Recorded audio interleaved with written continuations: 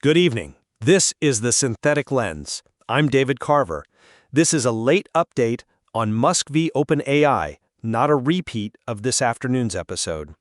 Earlier today, we covered Sam Altman taking the stand and the newest primary filing, Doc 534.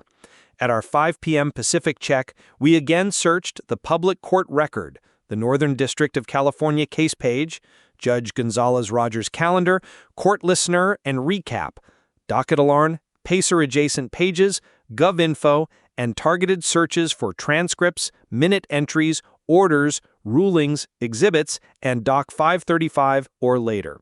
We still found no public May 12th transcript, no new minute sheet, no new ruling, and no Doc 535 plus.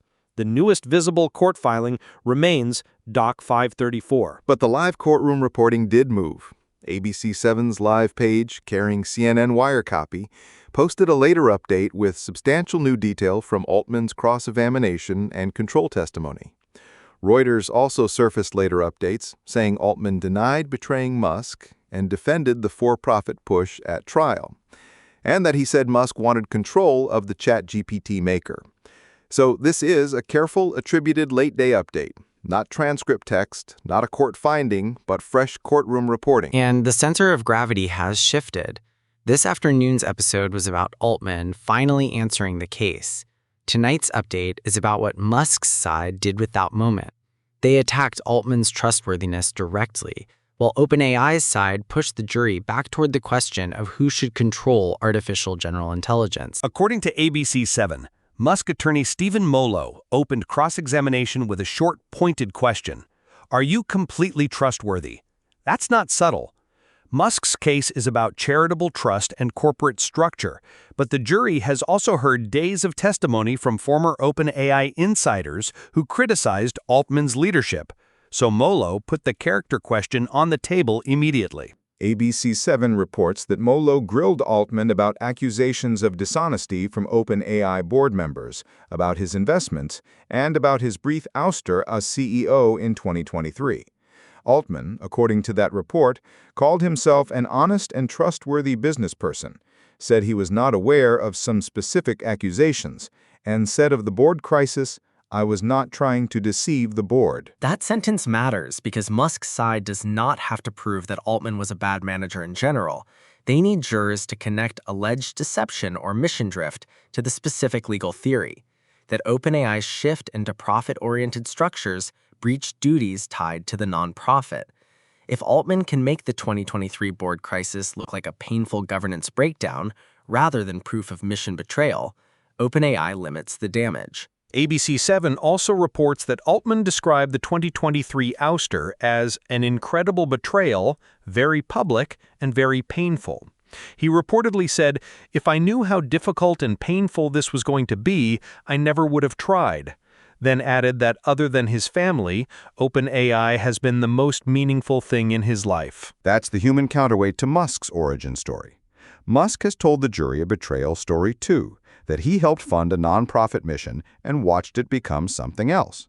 Altman is now offering his own betrayal story. He built the institution for a decade, was publicly removed, returned, and is still defending the mission as meaningful rather than merely lucrative. Legally, neither betrayal story decides the case, but juries are made of people.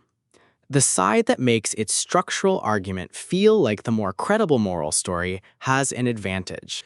The strongest new material is about control. ABC7 reports that Altman testified control over artificial general intelligence was an important factor in OpenAI's founding, because the co-founders believed one person should not be in charge of AGI if it were achieved. That is the most synthetic lens sentence in this whole trial. The governance question is not abstract. If AGI is the prize, then control is the product. Who gets board control? Who gets economic upside? Who gets veto power? Who gets to decide whether a model is safe enough to release? The lawsuit is about nonprofit promises and billions of dollars, but underneath it is a fight over whether world-changing AI can be governed by any structure that billionaires won't eventually try to capture. And according to ABC7, Altman testified that Musk wanted total control of any for-profit OpenAI entity at the start, with a promise to reduce that control over time. Altman said he was not convinced Musk would step back. ABC7 quotes him saying, "My belief is he wanted to have long-term control and that he would have had that had we agreed to the structure he wanted." Important caution. That is Altman's testimony as reported by ABC7. It is not a judicial finding about what Musk wanted. But it is central to OpenAI's defense narrative. Musk's objection was not that OpenAI became too commercial in principle. It was that OpenAI became commercial without him controlling it. ABC7 adds a striking exchange.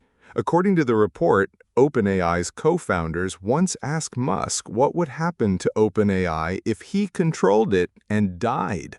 Musk allegedly said he had not thought about it much and might pass it on to his children. Altman called that a hair-raising moment and said, "I didn't feel comfortable with that." That is explosive because it turns the charitable trust language back on Musk. Musk says OpenAI's mission had to be protected from commercial capture. Altman is saying, in effect, we also worried about capture, but the capture we feared was one-person control, potentially hereditary control over an AGI lab. Again, no transcript yet, so we should not embellish the moment. We do not know the full question and answer sequence, objections, tone, or context. But as reported testimony, it is highly relevant to the control theory. ABC7 also reports Altman testified that Musk eventually resigned because he lost confidence in OpenAI and did not think it would be successful. The report says court evidence included a Musk email describing OpenAI as not a serious counterweight to Google's DeepMind. Altman also reportedly said Musk demotivated some key researchers by ranking their accomplishments, damaging company culture, and that Musk's resignation boosted morale. That gives OpenAI a sequence. Musk wanted control, did not get it, lost confidence, left, built a competitor, and later sued. Musk's side will reject that framing. Their sequence is different. Musk funded a nonprofit public interest mission. Altman and others changed the structure. Microsoft got privileged access, and the founding promise was broken. Same events, opposite moral architecture. Reuters' later listings point in the same direction. Reuters reported that Altman denied betraying Elon Musk and defended the for-profit push at trial. Reuters also reported that Altman said Musk wanted control of the ChatGPT maker. We have not captured a public transcript or full Reuters text, so we're keeping that at the level Reuters made available through the news listing and earlier accessible summaries. Other outlets also clustered around the same theme. KQED's headline says Altman defended himself from Musk's accusations. The Verge framed Altman as winning on the stand, but possibly not enough. WBUR said Altman took the stand to fend off Musk's accusation that he stole a charity. NBC and the San Francisco Chronicle highlighted testimony that Musk tried to kill OpenAI. Those dramatic phrases should stay attributed until the transcript is public. The important thing is not any single headline. It is convergence. The late-day reporting points to a courtroom turning on two credibility questions at once. Can the jury trust Altman when he says the mission evolved rather than broke? And can the jury trust Musk's nonprofit argument when OpenAI says he wanted total control of the thing he now says should be protected from private capital? Let's separate established record from live report. Established from the public docket. Doc 534 remains the newest filing we found. No public May 12th transcript, minute sheet, ruling, or Doc 535 Plus was available at our 5 p.m. check. Established from ABC7's accessible live report. Altman was cross-examined on trustworthiness, denied trying to deceive the board, described the 2023 ouster as painful, and testified about concerns over Musk control. Established only as attributed reporting, not court findings. Musk allegedly wanted total control, may have said control could pass to his children, and allegedly demotivated researchers before resigning. What this does to the case is sharpen the question.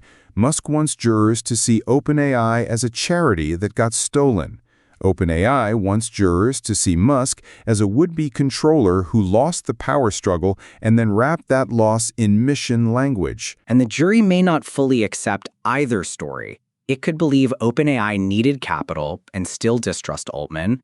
It could believe Musk cared about the mission and still think he wanted control.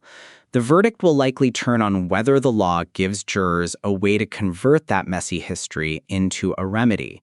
Nonprofit reversion, board removal, money returned to the nonprofit, or no relief. That is why we are watching the primary docket so closely. Live reports tell us what the jury is hearing. Transcripts, minute sheets, rulings, and exhibits tell us what can be quoted with precision. Right now, the live reporting is ahead of the public record. The technology takeaway is uncomfortable. The OpenAI founders said they were trying to prevent one person from controlling AGI. A decade later, the jury is hearing that the solution required so much capital, corporate machinery, and personal trust that control is still the question. Different hands, same problem. The legal takeaway is narrower. Today's late testimony helps OpenAI argue that its structure was a response to scale and control risk, not a betrayal. It helps Musk argue that everything depends on whether jurors believe Altman. That is a dangerous place for both sides. We'll keep watching for the public transcript, May 12 minutes, any ruling on the trial briefs, and Doc 535 or later. Until then, this remains a carefully attributed courtroom reporting update. I'm David Carver. Stay critical.